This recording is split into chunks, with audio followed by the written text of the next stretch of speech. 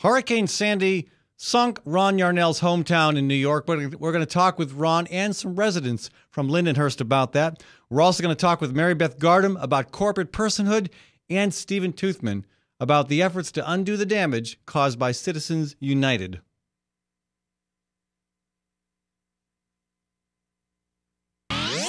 From the RE/MAX Real Estate Concept Studios, this is Webcast One Live. Ed Fallon here, folks. Gateway Market and Cafe is your locally owned source for specialty groceries. Enjoy chef-crafted, prepared foods, artisan baked goods, organic produce, specialty cheeses, and hand-selected wines and craft beer. Visit the lively cafe for breakfast, lunch, or dinner 7 days a week. Gateway Market is centrally located on the corner of Martin Luther King Jr. Parkway and Woodland Ave. Stop by or visit www.gatewaymarket.com for more details. That's Gateway Market, folks. Good food, great community. Times are tough, and most people are just trying to make their cars last a little bit longer. That's why you should know about Sargent's Garage in Des Moines. You can trust Sargent's to make the right diagnosis and give you a fair price.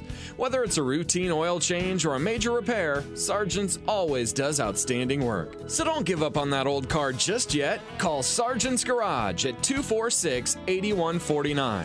That's 246-8149 for Sargent's Garage. This moment of silence brought to you by Tally's Restaurant Bar and Catering, home of Des Moines' premier rooftop dining experience. Located in the heart of Beaverdale, Tally's offers speedy and affordable rooftop lunch, catering for events both large and small, innovative cuisine, as well as vegetarian and gluten-free menus. Come to Tally's for live music, dry-aged steaks, Sunday brunch, and all-you-can-eat ribs every Monday night. Tally's Restaurant Bar and Catering at 2712 Beaver Avenue. Call 279-2067. That's 279-2067. From the RE/MAX Real Estate Concept Studios, this is Webcast One Live.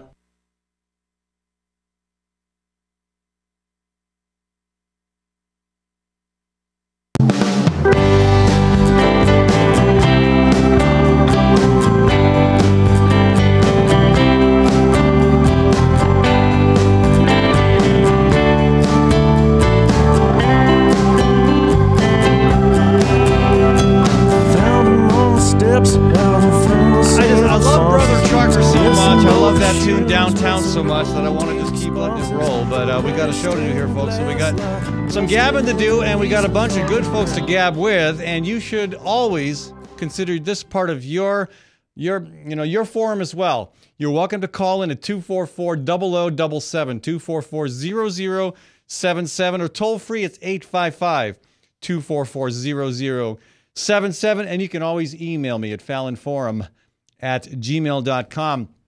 Later in the program, Stephen Toothman will be joining us to talk about Citizens United. And before that, Mary Beth Gardam about efforts to abolish corporate personhood. But first, we're going to talk about Lindenhurst, New York. What? You haven't heard of Lindenhurst, New York? Well, I got a gentleman in the studio who is well familiar with Lindenhurst, Ron Yarnell. Go Bulldogs. I don't know what that means. Bulldogs means Drake to me. Okay. Anyway, Lindenhurst, there are a bunch of Bulldogs there, I guess. It's the high school mascot. Okay, but it's also a town that you grew up in. Yeah. Mm-hmm. Mm-hmm. And that has recently seen the wrath of Hurricane Sandy. Yeah, Sandy slammed into Lindenhurst pretty hard. Caused a lot of damage, caused a lot of chaos. And the recovery is still a work in progress. We can check with our phone guest in a few minutes, but I understand they only got power a couple of days ago. But first, let's review the CNN video that shows what happened. Well, actually, this is the aftermath about a week ago, though, so this is still quite a ways after Hurricane Sandy, and then the town is still in very, very rough shape. Let's go to that video, Maddie. Thousands of people here still without power, and residents in Lindenhurst still under a mandatory evacuation. You can see the reason why. Dozens and dozens of homes here still underwater. And I never expected anything like this. Despite all the warnings and all the forecasts, it is still hard for people like Paul Ferrari. to take in all the damage Hurricane Sandy left in its wake here in Lindenhurst, Long Island. Now that I'm here, I'm kind of surprised, a little shocked, a little humbled, because it was quite the storm. His feelings today, a stark contrast to his mood early yesterday when we ran into him during one of our live reports. Paul, won't you come on over here and talk to me here for a moment? That's him in the scuba gear. Today, no gear or gimmicks. Such a change in, like, tone, I guess, mood, whatever you want to say. I don't know what the right word would be. You know, it's like kayak, earlier, and scuba dive and have some fun and enjoy the storm. And then now it's like the reality that, just everything's just destroyed. His home not destroyed, but badly damaged by floodwater. But at least the water is out of here. Yes. And everything you have on your bed. It did recede out. I still have water in my dresser drawers. For some of Ferrari's neighbors, the damage is much worse. You went to your home and it was destroyed. Yeah, it's ruined. It's a mess. There was 3 feet of dirty water in it. I'm in shock. I mean, my house is just completely destroyed. So, I've never seen anything like it. I grew up here. I grew up on 6th Street. And this is the worst I've ever seen. A short boat ride down the street. It's coming up. Danielle and Jason Hittner come home to assess their damage. All right, welcome home. Toppled furniture, waterlogged floors, and walls. This makes me sad. It's his room, Yeah. It's like we worked so hard to make that room so cute. There is still so much water here. Exact numbers on homes damaged or destroyed still not available. That will take time. And for some, so too, the reality of the devastation here. And part of the reason why there are no specific numbers as of yet is we're being told it's still too difficult for a lot of the emergency crews to get back down to some of the areas like this one and get proper numbers because the water is still too high in some areas. So it still could be several days before they get specific numbers on how many homes were destroyed or damaged due to floods. Thank you, Maddie, for running that video for us. Thank you, CNN, for the story. Ron, did you see your home in that clip? It wasn't in that clip, but I did get a picture of my house when my cousin on Facebook posted a link to an organization called Lindenhurst after Hurricane Sandy, and I was looking at what they call Camp Bulldog, which is the relief station, and right in the background I saw my house. And I was just astonished, and I also looked, in the water. No, no. My house in the old days, even in the best of times, got water in the basement. So I'm wondering if they have an indoor swimming pool there now. I sold it 22 years ago. I've been gone from Lindenhurst for 22 years, but I was glad my house was still standing. I was happy to see it. It's a 100-year-old house. And again, Lindenhurst is on Long Island, Queens. It's in Suffolk County. It's on the south shore of Long Island.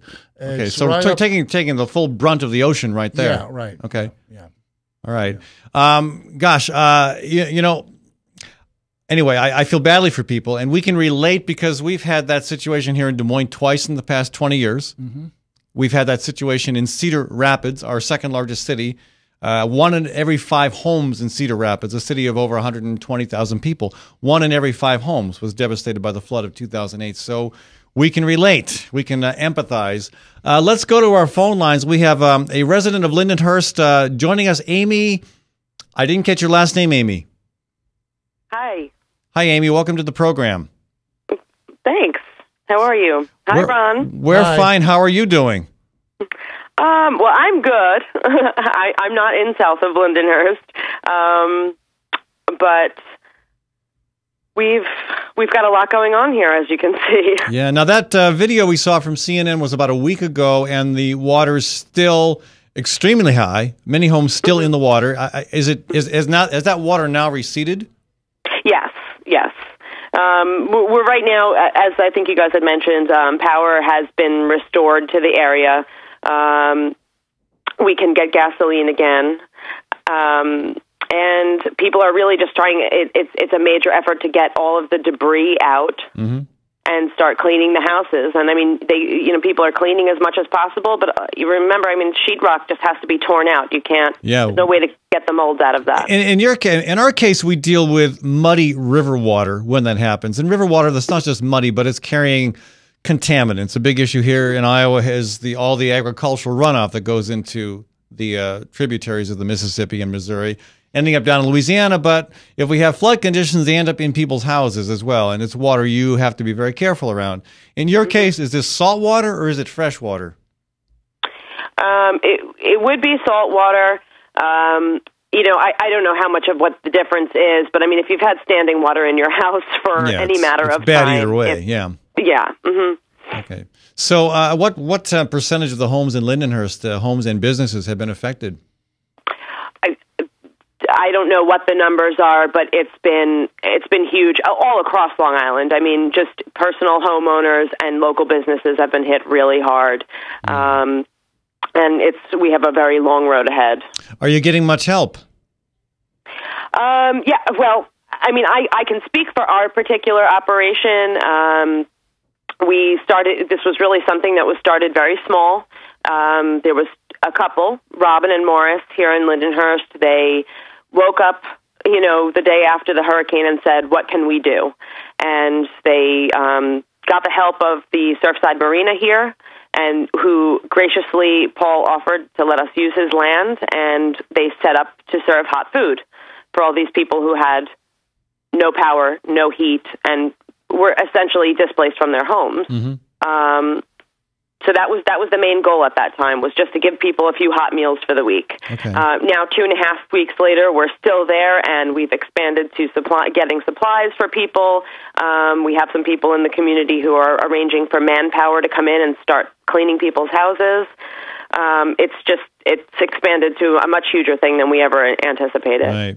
Well, if you need Ron, we can always spare him here and send him your way. That's right. Let's go, Ron. Yeah. So, I mean, what are your thoughts, Ron? It's got to be a little bit, difficult to see this kind of devastation. First, I'd like to ask Amy. Amy, has any kind of dollar amount been assigned to the damage, at least in Lindenhurst? That I don't know. I mean, we're really, we're spend so much of our time just trying to outreach to the community, particularly those that are, we're trying to determine need, and particularly need in places and in people that tend to be more underrepresented and would require our help and assistance along the way.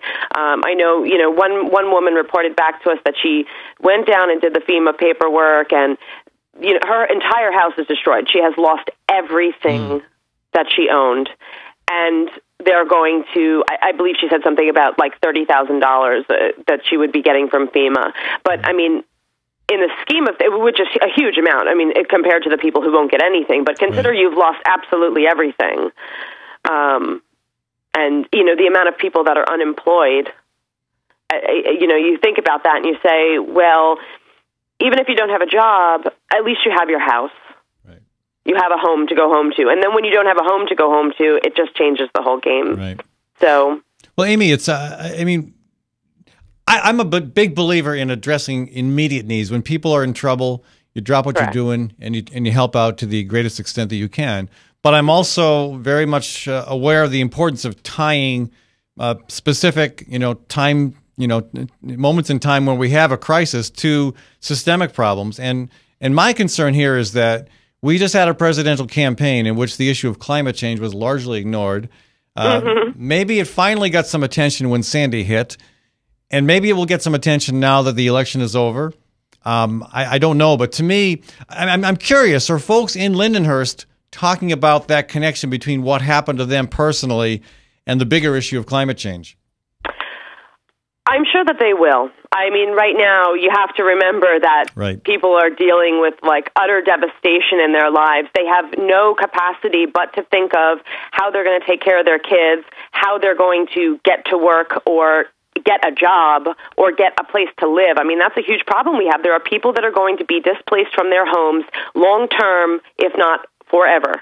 And even just finding rental properties to take an entire family and the pets too is, I mean, it's slim to none right now. There's just not enough locations out there for all of these people to move to. And that's just Lindenhurst. Right. I mean, there's plenty of other areas on Long Island who are experiencing the same thing. I think maybe in Iowa we don't realize just how populous that area is. I mean, it's extremely dense. I mean, what, 11 million people live in New York City? Do I have that right? In the metropolitan area. In the metropolitan area, 11 million. That's almost 3 Iowas. Yeah. No, almost 4 Iowas. I think Lindenhurst is like 30,000 people in the village of Lindenhurst. So by the village of Lindenhurst, 30,000 people. By our standards, Amy, that's a pretty big town. One village in the town of Babylon. So, wow. Amy, was anyone killed in Lindenhurst because of the hurricane? Not that I'm aware of. Again, I don't want to misstate any facts. I mean, unfortunately, I've been extremely wrapped up in our particular ongoings, which has kept us pretty busy. So I can't speak to the facts on that, but not that I'm aware of. Okay. Yeah, and again, I think that we all need to be doing whatever we can to help those who are immediately affected by the problem. But I hope that when the dust settles, when the floodwaters recede, when the homes are either repaired or, unfortunately, if necessary, demolished, and people's lives are resettled, we'll have that conversation about the connection to climate change and what we need to do both to mitigate potential disasters like this in the future, but what we need to do to minimize the ongoing impact on the shift in our climate. Certainly. I mean, I think that there's going to be a lot of people thinking differently. I mean, keep in mind, not only did we have this huge hurricane, but a few days later we had snow. Yeah, that was like a week later. Yeah. So I'm sure in time people will be able to, are even possibly starting to make those connections in the back of their head somewhere. Unfortunately, like I said, right now, I mean, our effort, everyone's efforts are kind of really geared towards making sure everyone's being fed and has a roof over their head, and that their kids are getting to school, and that everyone has clothing. So, one thing at a time. But I'm sure that we will get there. Well, Amy, thank you so much for joining us. If folks want to contribute, other than sending Ron your way, if folks want to contribute to the effort, what can they do? Okay, so I have a few things to just plug here. Okay. As Ron mentioned, we are Camp Bulldog, located down on Wellwood Avenue. We've been running a relief station. Our Facebook page, where you can kind of keep updated on our photos, what we're doing. You can kind of actually see the community organizing that way, is called Lindenhurst After Hurricane Sandy. Let's throw that up on the screen, Maddie. Lindenhurst with a U, after Hurricane Sandy. That is the Facebook page. Additionally, we have a website that has been started. It's www.helplindy.com. Okay, so Lindenhurst after Hurricane Sandy is the Facebook page, and your website is www.helplindy.com. HelpLindy, LINDY.com. Okay. Correct. And there, I mean, you can directly make a donation to our efforts. We're giving people the opportunity to share a story, and we're giving people the opportunity to request help. Right. Well, we have been no stranger to flooding here in Iowa. It's a very different nature than what you've experienced, and people from around the country have always stepped forward to help us. In fact, when my legislative district back in 1993 was hit very hard by flooding, a Boy Scout troop in a small town in Massachusetts went out door to door with little cans and raised about $3,000, which is a small contribution, but it was something, and it helped a handful of people that were very, very grateful. So we appreciated that. I hope we will continue to do what we can to help. And I hope we get to the point where we don't have so many disasters, because that's a risk of people. The risk is people are going to get disaster weary. Yeah, this happens so often, and you just kind of run out of ability to empathize, ability to to dig deep and continue to help. I fear that might be a problem in the future if this continues. I mean, this has been an extremely grassroots effort by local community members. The Facebook page has reached so many people, and we consistently have volunteers pouring in every day. These are people giving us their free time, cooking food, bringing supplies, running errands, delivering food to people who can't get out of their home. It's just really incredible, and we hope to keep that up. All right. And be able to support our residents long term, as long as we can keep this up. Thank you for joining us, Amy. Thank you. Okay, live from Lindenhurst, New York, one of the towns hit hard by Hurricane Sandy. Our friend Amy. Ron, final comments and thoughts on the matter? Well, I've been gone from my hometown since 1991, and I remember when 9/11 hit. That affected Lindenhurst. People from Lindenhurst were killed, and in the aftermath, the Air Force and the Navy were flying combat air patrols over my hometown, over Long Island, if you can imagine that, on a war footing. And I was kind of somewhere else during that time. Now this calamity strikes, and I'm really starting to get the feeling of my hometown having a history. Does this make sense? As having a history apart from me. I'm no longer part of their story. And they're going through all these tough times, and I'm kind of at a distance from it. I don't know if that makes sense. It's just kind of a weird feeling. I hear you, yeah. But and again, I think the truth is more and more there are going to be places, especially along the coast. But I mean, certainly we look at the drought in Texas last year. We look at the fires in the western states. Yeah. A lot of these things are unprecedented. The environmental climatic conditions that we have never experienced before to this extent. So every place, I think the list of places affected is going to be huge. On the matter of climate change, I have a question, and I'm just throwing this out there. It's a controversy among politicians and pundits, but why can't our massive media infrastructure, we're supposed to have information accessible from so many directions.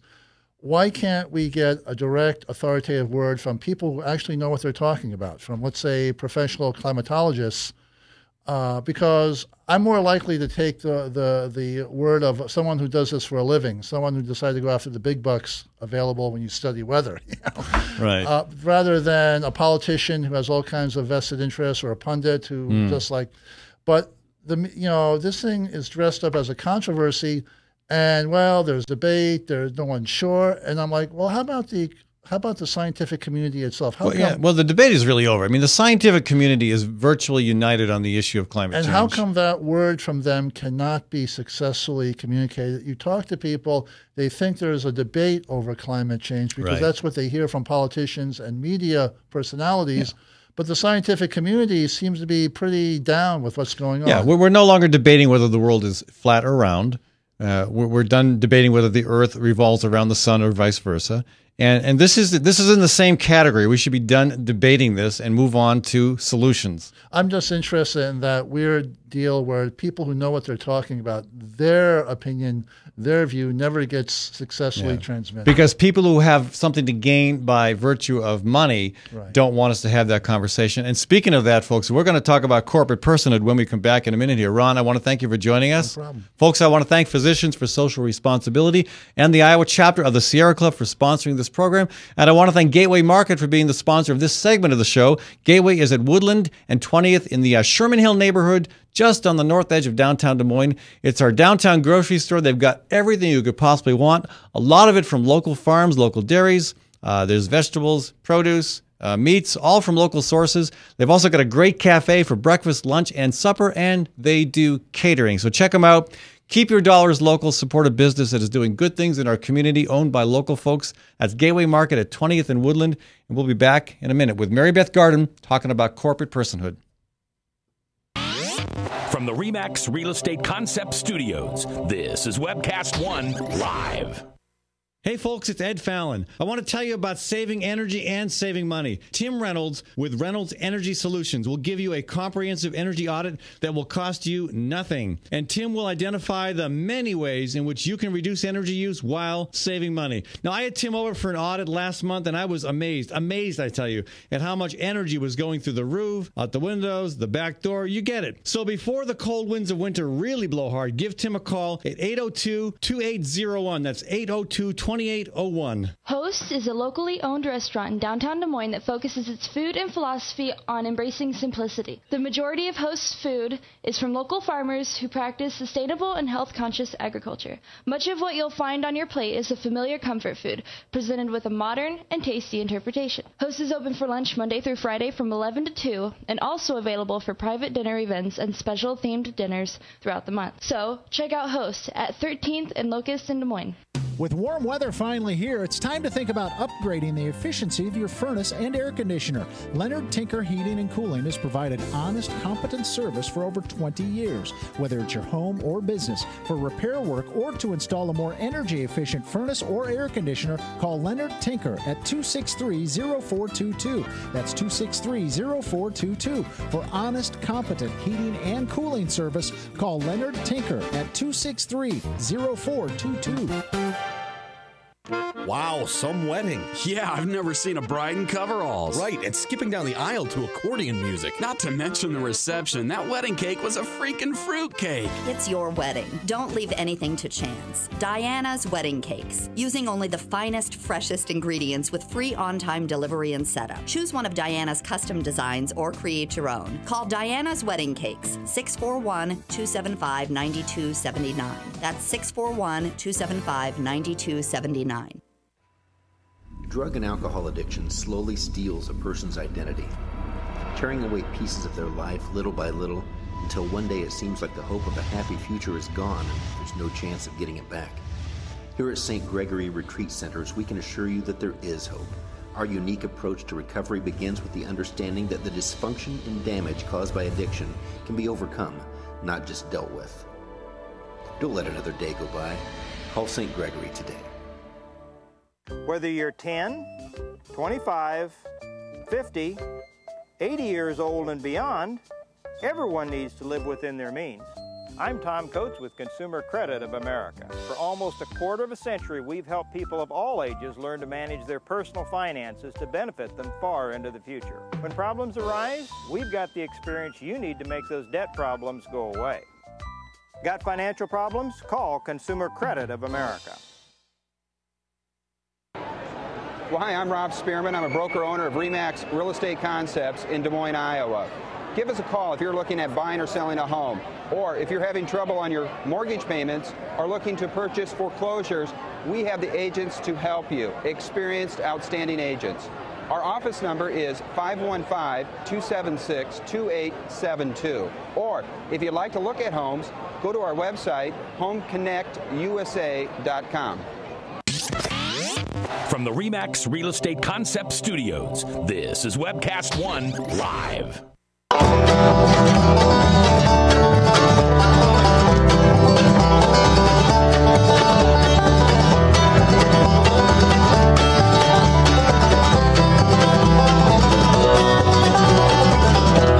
Mr. Baber's Neighbors, another one of my favorite local bands.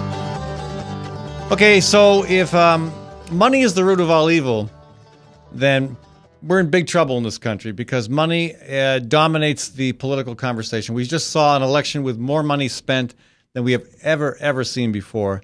And not just money being spent, but undisclosed money being spent. We don't even know where a lot of this stuff is coming from. And we're going to talk a little bit more about why that's happening with Stephen Toothman later in this program. But one solution that more and more people are rallying around is an effort to amend the U.S. Constitution to deny corporations the right to personhood.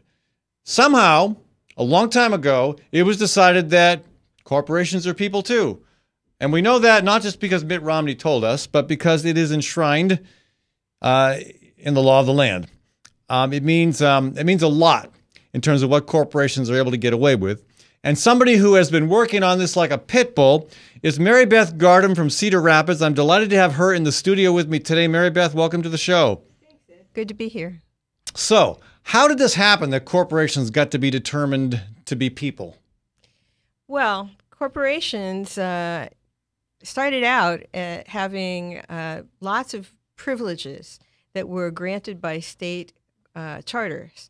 They had the rights of limited liability, and they had the right to enter contracts, but they were chartered for specific purposes for short periods of time. And if they did anything at all that was not in the public interest, their charters were revoked. They were clearly subservient to the state, and regulations existed to keep them, kind of on the straight and narrow. And how long did that persist for? That was right up from the 1700s when the first corporations, the Massachusetts Bay Colony. Oh, that was a corporation, wasn't it? East India Colony. Sure. Actually, all of the states were corporations because those colonies were chartered by the king. So states are people too. Texas is actually a person. Well, they like to think of themselves that way. And in Texas's case, they wear a very big hat. Right. But until about the Civil War, corporations were pretty much kept in check by these rules and regulations that were sort of checks and balances that the country had.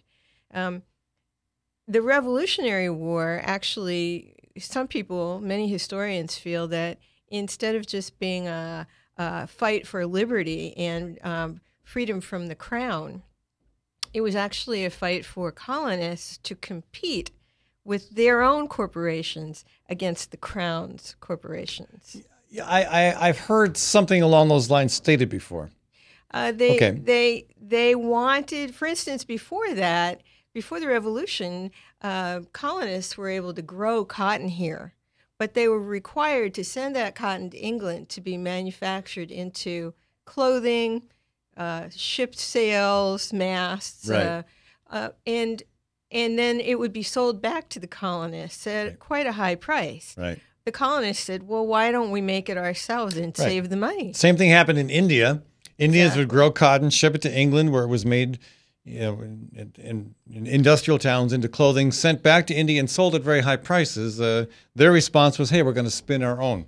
We're Which going to is stop why buying you see your pictures stuff. of Gandhi sitting by a spinning wheel. Right. He said that making your own fabric and clothing was an act of revolution. Right. And indeed, that's what the colonists started to do. And as soon as they did, the crown put all kinds of taxes on them to say, if you're going to compete with us, you're going to have to pay, people are going to have to pay as much so that it's an even deal.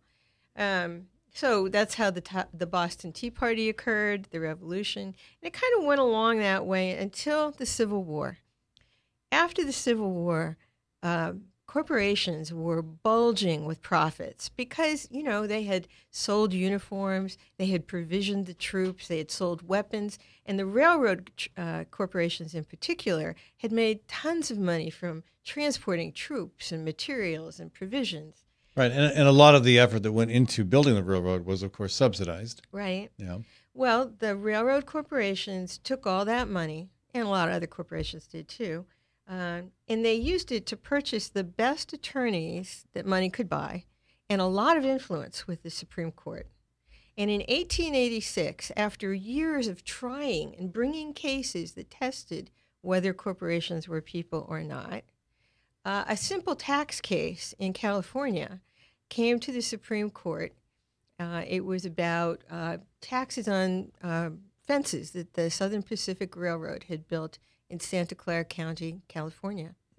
It should have been a clear-cut, simple tax case, but the court reporter in that case, a man named Davis, who happened to be, what are the chances, a retired railroad corporation president. You can't make this stuff up. No, I don't think you can. He wrote in the headnotes of the case the quote that said, the justices never discussed if a corporation was a person. They all agreed that it was. So how could they have agreed if they didn't discuss it, for one thing? But then court headnotes are written as a summary of the case. They're the work of the court reporter, not the work of the justices. They have really nothing to do with the decision.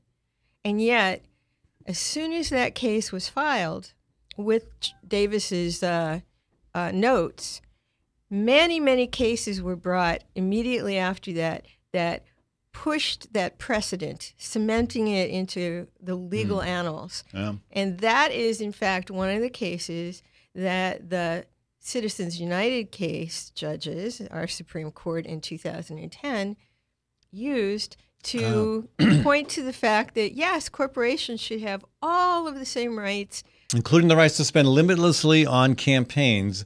Folks, we're talking with Mary Beth Gardam about the corporate personhood issue and the Move to Amend campaign. And if you'd like to join the conversation, it's 244-0077 or toll-free 855-244-0077. So this has been in effect now for over 100 years. And it wasn't an accident. It wasn't just a casual effort. It was a very long-term and concerted and strategic effort that has proven to be extremely beneficial to the corporations that have the most power, the deepest pockets.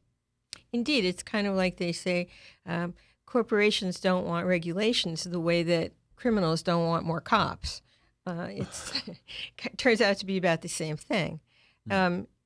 Lots of people got upset about the Citizens United decision in 2010, and indeed, it was a terrible decision. But it was only the latest in a 200-year history of handing more and more and more rights that were intended for human persons over to corporate persons. To my mind, an even more upsetting case was the 1976 case, Buckley versus Vallejo. Right. That was a campaign finance case involving efforts to restrict the amount of money that could be spent on a political campaign.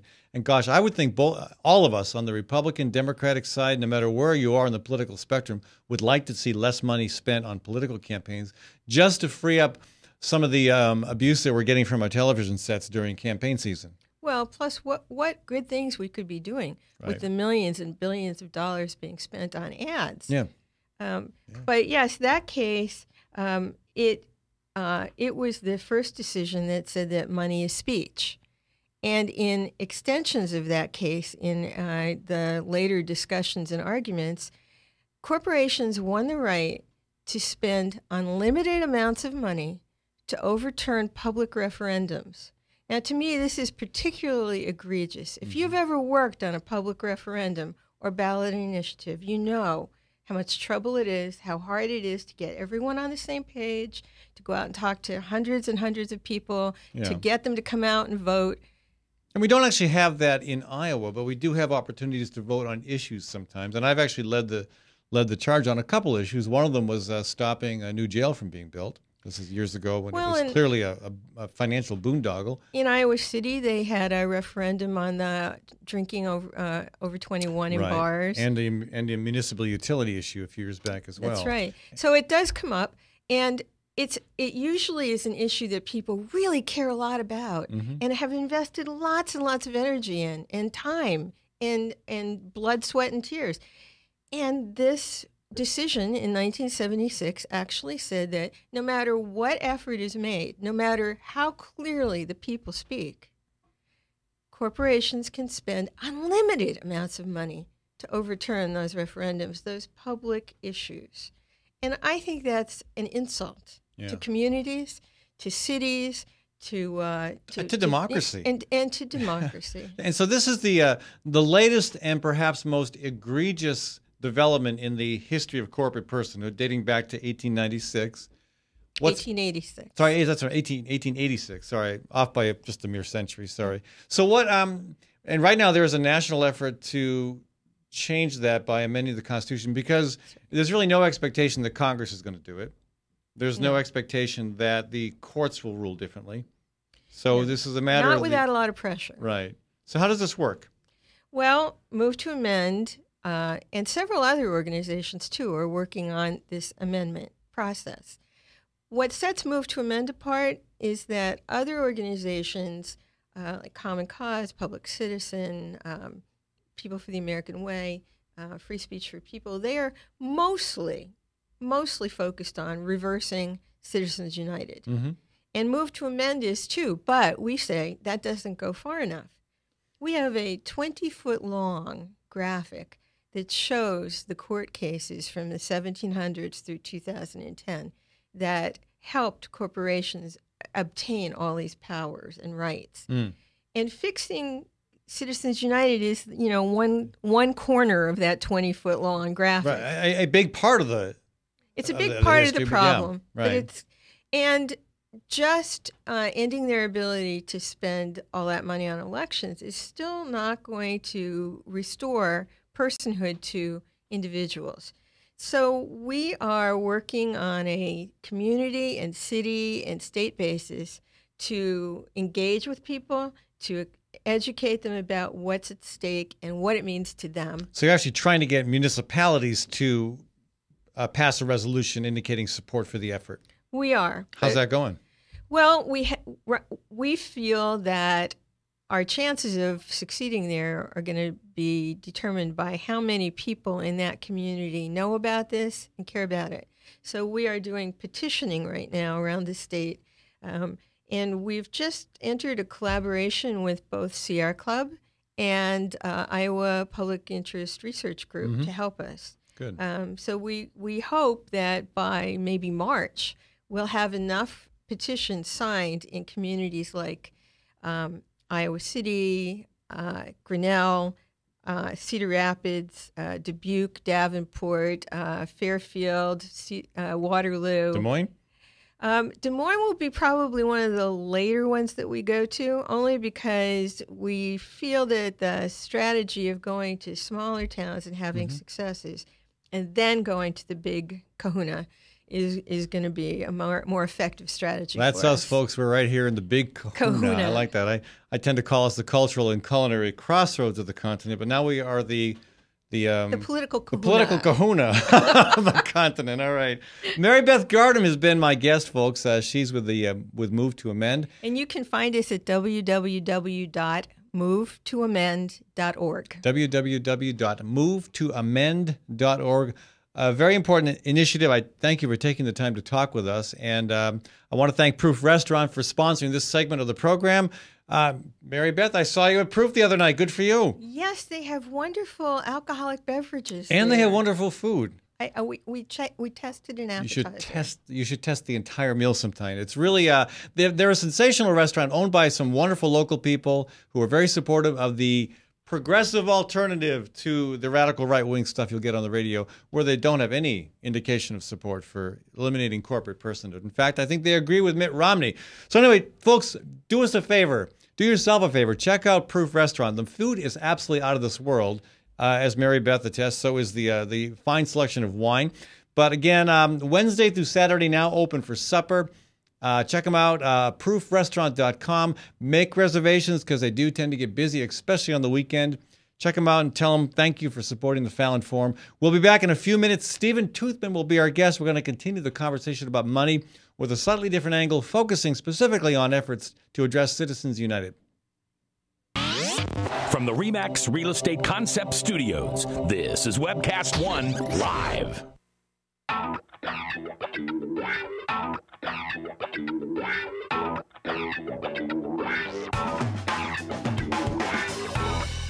Well, good morning. This is the 7th of June in the Lord's year 2010, and this is day 1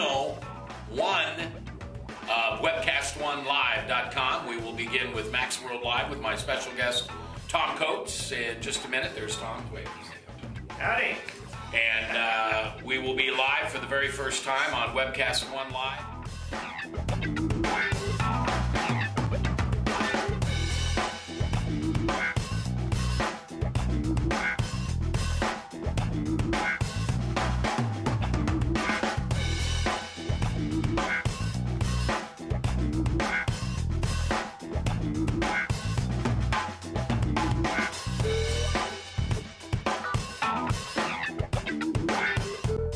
Someday we're going to look back on this and say, gosh, remember that old day in history?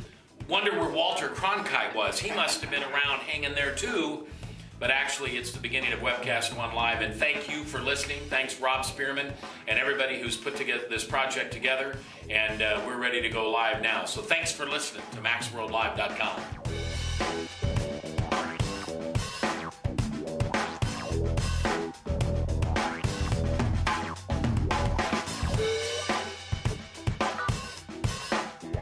I can't can't tell you that it's going real well from time to time, but it is going, man.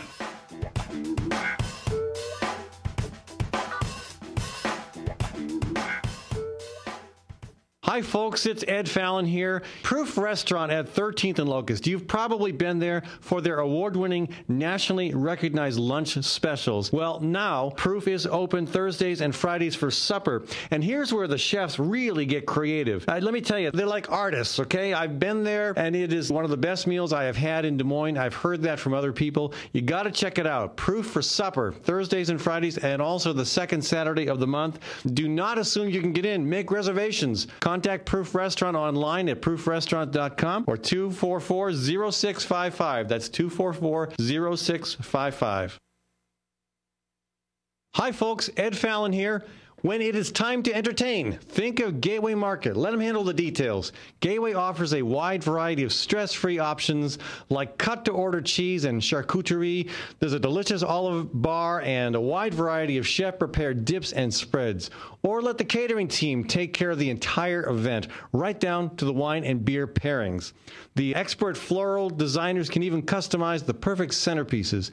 So stop by or visit Gateway Market for more information. Gateway is at Woodland and ML King in downtown Des Moines. Good food, great entertaining. Nestled in the heart of downtown, Ritual Cafe is one of Des Moines' most unique places, offering a wide variety of coffee and tea. Ritual Cafe also serves the only all-vegetarian menu in town. And Ritual Cafe is a cultural hub for artists and musicians, with a performance stage hosting local, national, and international talent. Make Ritual Cafe a part of your daily ritual. On 13th Street between Locust and Grand in downtown Des Moines. And check out ritualcafe.com. I love driving to Newton to see the races. Me too, but I only have to drive across town. You live in Newton? Yep, Newton's got small town charm and it's close to Des Moines. I love the safe, friendly neighborhoods and family-owned businesses. And Newton's wind energy industry is really taking off. How'd you find your home? Dan Kelly with First Choice Realty. And Dan helped me find my office too. Next time, instead of just speeding by, I'll stop in and check out Newton. Why don't you check out Newton? Call Dan Kelly at 641-521-9260 or Dan Kelly at mchsi.com. From the RE/MAX Real Estate Concept Studios, this is Webcast One Live.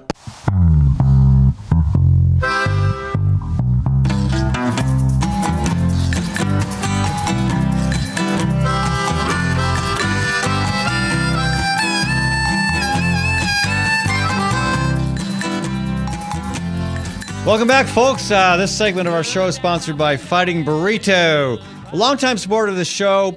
Their flagship restaurant in Ames. Matthew Goodman, a wonderful progressive entrepreneur who's also on the Ames City Council, has now opened a Fighting Burrito here in Des Moines. He's got that and his Ames store to keep him busy. And it is a fantastic place for lunch. I highly recommend it. Very affordable and high-quality burritos. One of the cool things about Matthew's restaurant is you get to make your own. You get to choose the ingredients, and they have some signature burritos as well, all named after historic figures that were fighting good progressive fights like Cesar Chavez and Susan B. Anthony. It's a great place with a sense of humor and a fantastic selection of burrito ingredients. Again, check them out. Fighting Burrito at 13th and Locust in downtown Des Moines. Okay, quick look ahead. Next week, folks, I will be taking Thanksgiving Day off, but that's it. We got too much to talk about. We're going to keep on rolling 4 days next week. Monday, we're going to talk about higher education with a student who is dealing with the cost of that firsthand. We're also going to talk about K through 12 education and the governor's proposal on reform. We're going to talk with Jonathan Niederbach about that, a former Des Moines school board member. Also on Tuesday, we're going to talk with IPERG and Sonia Ash about the newest report the organization has out called Big Banks and Bigger Fees. And also on Tuesday, we'll talk with Gabriel de la Cerda about the Latino vote in this past election and what that looks like going forward. Wednesday, we're going to talk with farmer George Naylor about GMOs. Yep, George, yesterday. He's going to be on to next week, so we got that down. Also on Friday, we're going to talk about the DREAM Act with a young Latino man who has benefited from that initiative. And also Friday, my son is going to be on. He's a sailor. He navigates a big freight ship around the world, and he runs into, from time to time, pirates. So we're going to talk with him on Friday. We're going to have a lot of fun next week and a bunch of conversations to cover. But in the meantime, We're back to our conversation about money and politics here. And I got to ask you, Bike. I mean, I don't know if you've ever made a campaign contribution. I don't know how deep your pockets are. Well, I don't necessarily have pockets. Well, yeah, those baskets on the back, those are pretty handy. You could If stuff you a lot of look- money in those. If you look closely, they're empty. Well, they are. They also have holes in them, so I guess that is that problem. They're practically useless, Ed. Yeah, okay. So I know that there's not a big bike lobby out there, but if there were, I'm sure you'd want to be their lobbyist. Well, I might be able to do some good work, I guess, but you know, I've never really had a whole lot of money to begin with, so I've never even considered making campaign contributions. Okay, well, that's probably a good idea, and maybe someday we'll just skip the campaign contribution and encourage you to run for office or bike for office. I will. All right. Bike thanks. for president? President Bike? President Bike. All right. Well, on a more serious note, Stephen Toothman's in the studio with me. Stephen is with Stand for Iowa, and he is working on the Citizens United problem. That's right. Which we talked about with Mary Beth Gardam in the last segment. That's right. She talked about a lot of the things as far as the history of Citizens United and how we got to that spot. And so I'm left with a quote from Thomas Jefferson, which he said, "I hope we shall crush in its birth the aristocracy of our moneyed corporations, which dare already to challenge our government to a trial by strength and bid defiance to the laws of our country." Okay. And in that quote sums up exactly what the fight about corporate personhood is, about unlimited campaign contributions. The whole thing revolves around corporations wanting to defy the laws that govern them. Okay, and Mary Beth says that that Citizens United is certainly the most recent tip of the problem, but the problem is so much deeper, going back over 100 years, that you need to look at trying to eliminate the entire corporate personhood standing. Oh, absolutely. There's two amendments right now proposed for the Constitution. One is by Representative Deutsch from Florida and Bernie Sanders from Vermont. They're called, they basically end corporate personhood for-profit corporations and basically state that the states and Congress can regulate campaign finance. There's some folks that are not real happy that it only goes after for-profit corporations, but I think when you combine that with the regulation of campaign finance by the Congress and by the states, then you kind of cover your bases both for the for-profit and for the nonprofits that are out there, like the super PACs and 504Cs and all those other alphabet of organizations that give money to spend money on politics. So again, the strategy for corporate personhood is to get individual municipalities and ideally state legislatures to, come on board with the amendment process. What's the strategy in your case regarding Citizens United? Well, that's exactly the strategy, is to go after the state legislature. This is a really popular item, ending corporate personhood, ending unlimited campaign contributions. Polling goes from 80% down to 65%. So it's a vast majority of the people in this country want to see an end to that. Right. And so one of the things that we're going to work on is getting the state house to pass a resolution instructing our members of Congress to support an amendment to overturn Citizens United, and then also work on a state constitutional amendment that would end corporate personhood here in Iowa and would say very clearly that the state has the right to regulate campaign finance here in Iowa. Okay, so how are we doing on that? Well, we're just getting started. It was I was inspired by watching the election returns on Tuesday, where I saw Montana and I saw Colorado, both by almost 70%, overwhelmingly support overturning Citizens United and getting rid of this money out of our politics. No, I hadn't even heard that was on the ballot in those two states. That was on the ballot in those two states. And all the talk about the GMO referendum in California and the marriage equality initiatives elsewhere and the legalization of marijuana issues, I missed that one. Well, I mean, it's not just Colorado and Montana. I read a report from one of the groups that's working on this thing, and they say we're now 25% of the way to a constitutional amendment. They've got so many senators who have co-sponsored various amendments. They've got representatives who've co-sponsored amendments. And we've also got 14 states now that have on the record saying they want Citizens United overturned. Wow. I think we should make Iowa number 15. Now, this is a somewhat of a partisan issue. There's more support for overturning Citizens United among Democrats. And certainly we saw an effort in Congress to limit the size of, to say that any donation of more than $10,000 needed to come with disclosure information. The donor needed to make clear what his identity is. Right. That's kind of like the politicians are in favor of it, but the vast majority of the public, and there's a Peter Hart poll out. It was out in 2010, right after this, and 81% of Republicans, I'm sorry, this is an AP poll in 2012, 81% of Republicans, 78% of independents, and 85% of Democrats want to limit corporate union and outside spending in elections. Mm-hmm. So, I mean, there is a vast groundswell of actual people, not just politicians, but actual people who support this. And so that's the thing we've got to make clear to these politicians when we try to get this passed, to Republicans and Democrats, because it's not a Republican or a Democratic issue. Well, the percentage of people who want to see change is much higher than the percentage of politicians who want to see change. Because politicians have their elections are assured in part, in some cases, in many cases, because of the connections they have to money. That's right. And I think it was really said best by Edgar Haskell. Now, if you don't know who he was a member of George Bush's National Steering Committee, George H.W. Bush. And he said, we need to put aside labels. We need to put aside Republican and Democrat and Independent and Libertarian and free yourself from the bias that encumbers you. We have to move forward on this as Americans because it's an American issue. It's an attack on American democracy. And that's why we have to stand up and defend it. All right. So, So again, this coming session, there will be efforts to introduce legislation.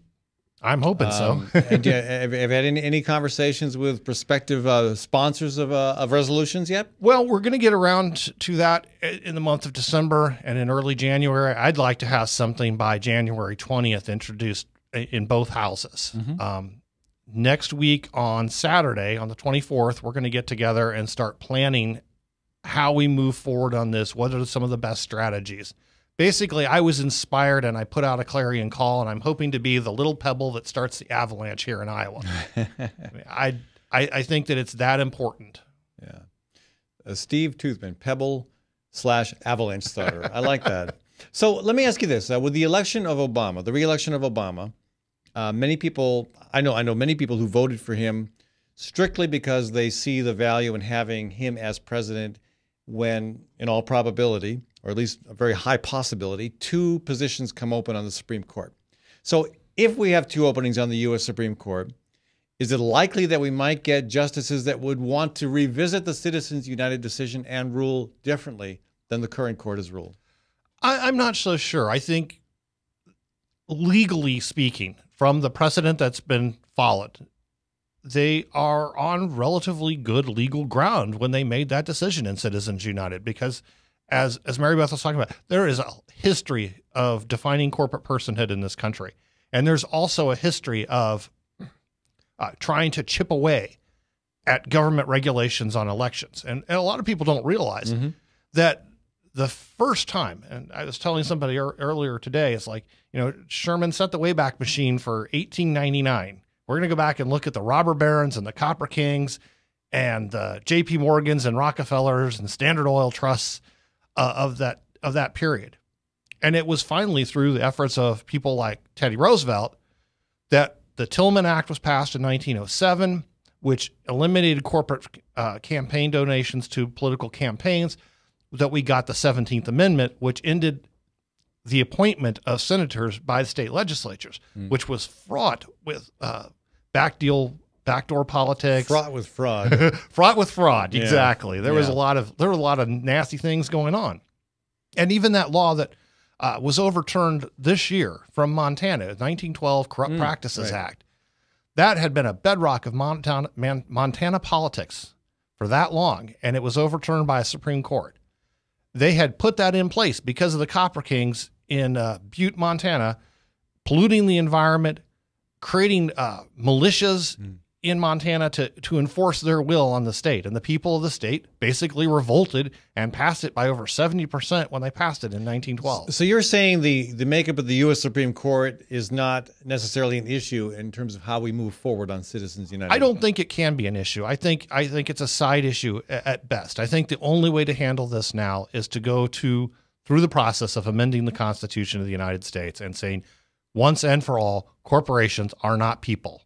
They are creatures of the state, so the state can tax them. They are creatures of the state, so the state can say they can sue and be sued. And that's where they get their status from. It is not from having the rights of a natural person.